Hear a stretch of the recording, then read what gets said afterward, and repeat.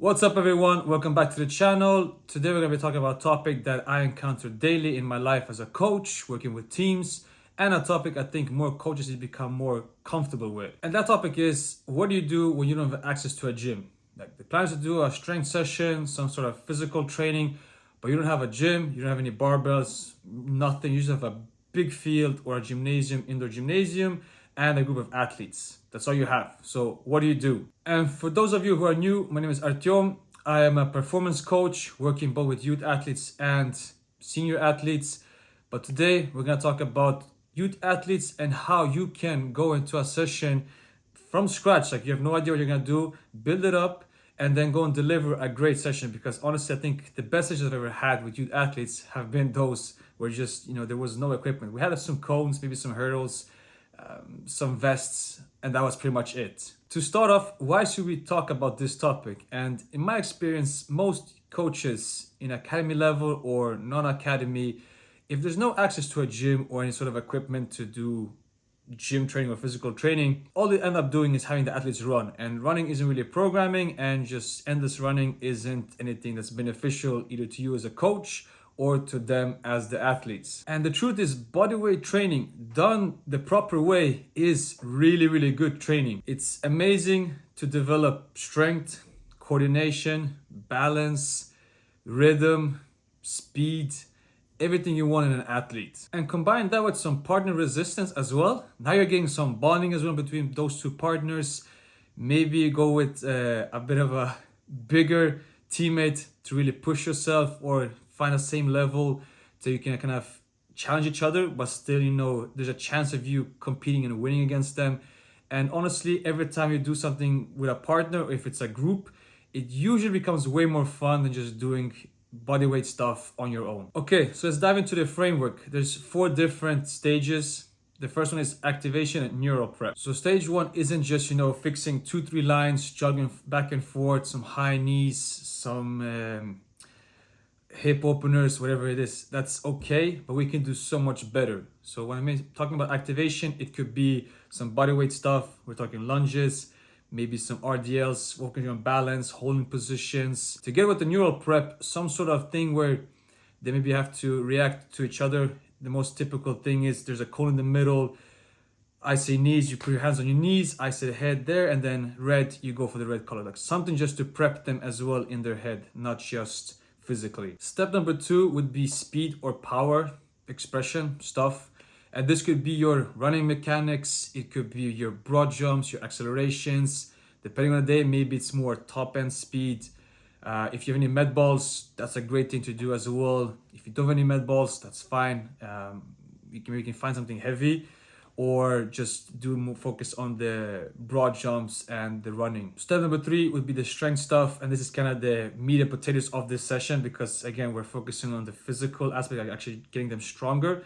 And I'll be diving more into depth in just a sec on that. And to finish off, I at least like to end on more of a competitive, like kind of a finisher. So that could be competing 1 against 1 or in groups of 2 to 4, depending how much or how many athletes you have in that group. But it's a nice way to end the session, and then maybe have some sort of winner and a prize for that winner. And if you don't have a prize that day, make sure that they get that prize the next session. Because there's been some times I just all of a sudden, okay, let's do this, and then I don't really have anything ready for it, but I make sure that they get their prize the next session. Okay, so let's dive into what probably most of you are here for in this video, and that is partner resistance work. When you're working with a partner, there's a lot of things you can create and that are great to use with them, because a partner can push, they can pull, they can hold, they can drag, maybe they can create some sort of instability.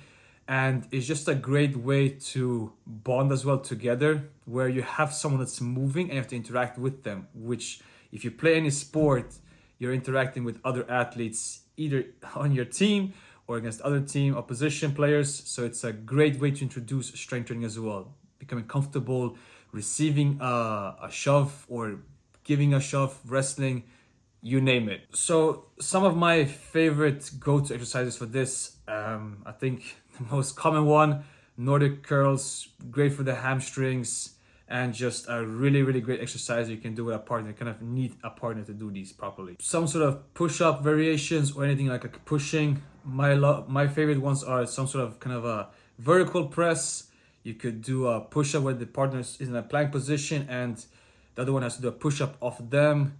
You could try and push them away from you. So kind of like, who's gonna, you want to try and move yourself onto their line and they're trying to push themselves onto your line. Rowing is also a great one, where you row your partner. You're working in pairs of 3 and 2 of them are gonna just hold the partner and the other one's just gonna pull themselves up. Plank variations with some rotation is also a huge one I love. So next part, now that we've spoken about some exercises, you've seen some videos as well as you're watching this one, you've kind of got an idea of stuff you could do.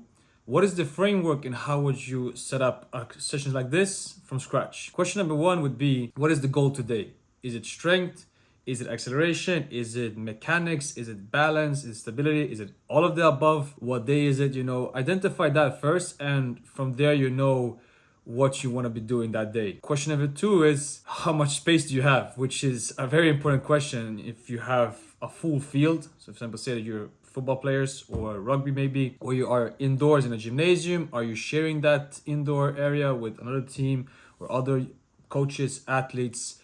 How much space do you have? That's also going to determine how much stuff you can do. And question number 3 would be, what is the physical profile? Is it, just more movement education for the athletes? Is it, we can load them up with some partner resistant stuff, more advanced exercises? What is the physical profile of the athletes? So those 3 questions are usually really good to ask and answer. And from there you can plan your session. And the way I like to do it, I was mentioning before with the finisher, I like to work backwards. So I know what we want to be ending with that day. So the finisher might be that they're working in groups of 4 and they have to pick up one of their partners, carry them over to one side, do something maybe, and then carry somebody else back or whatever it might be. Then I know, okay, that's going to be the ending. How do I want to prep them up to that? What do I want to accomplish by the time we get there? And this is going to be varying depending on what you want to finish with. I also sometimes like just to finish with some isometrics, just holding a position. Then it doesn't really matter too much. But again, identify what is the finisher at the end and work yourself back down to how you want to prep them from the beginning so that they're ready for the end. One thing I want to speak about before we wrap this up is when you're coaching athletes and they're working with partners, so partner resistance training. Say for example, one is doing a bear crawl and the other one is pushing them from side to side.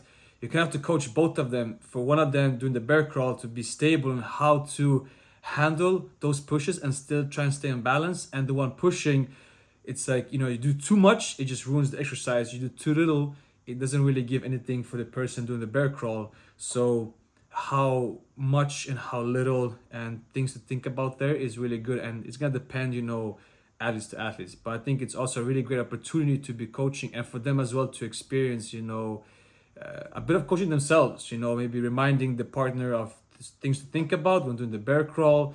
Or maybe just tell another one, like, don't push as hard because you see I'm just, all over the place then. And so wrap it up, having no access to a gym is not an excuse to skip out on physical training. It's an opportunity to teach athletes how to move, improve their movement quality, build some bonding between athletes, and teach them things that a gym won't really teach them, especially I think when it comes to doing stuff with a partner, when you're interacting with somebody else or other people around you. And the framework is pretty simple.